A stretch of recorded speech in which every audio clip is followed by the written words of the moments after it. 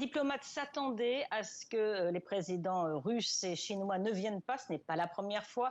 Et puis le contexte international focalisé sur la guerre en Ukraine, vous venez de le rappeler évidemment, ne prévoyait pas un changement d'habitude. Donc c'est Sergueï Lavrov, le chef de la diplomatie russe, qui représentera la Russie. Les États-Unis lui ont accordé un visa de dernière minute et un chef de la diplomatie russe très convoité au centre des attentions, mais à la fois très isolé. C'est ce qu'en tout cas annoncé la délégation américaine. Il sera donc beaucoup question de la guerre en Ukraine dans les discours des chefs d'État et de gouvernement. Emmanuel Macron tout à l'heure, le président français, Joe Biden, le président américain demain, également dans les réunions sur la sécurité alimentaire, sur la sécurité nucléaire. Tout est focalisé sur ce qui se passe aux centrales nucléaires en Ukraine, occupées par Moscou.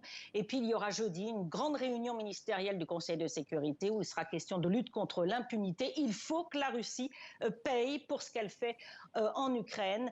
C'est ce qu'a annoncé en tout cas les diplomates américains.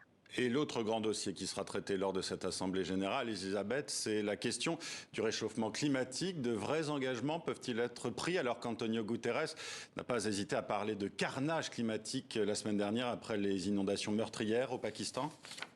Oui, carnage climatique, chaos climatique. Antonio Guterres multiplie les adjectifs pour qualifier cette crise climatique. Effectivement, il faut penser aux autres crises que la guerre en Ukraine, et le climat est au cœur des préoccupations également. Le secrétaire général aimerait bien avancer sur les engagements, pousser les pays membres, les pays de l'Assemblée générale des Nations Unies à s'engager davantage. Ça va être difficile, encore une fois, il y a beaucoup de crises dans le monde, que ça soit en Ukraine, mais au Yémen, un peu partout en Libye, beaucoup de crises, et puis cette crise alimentaire.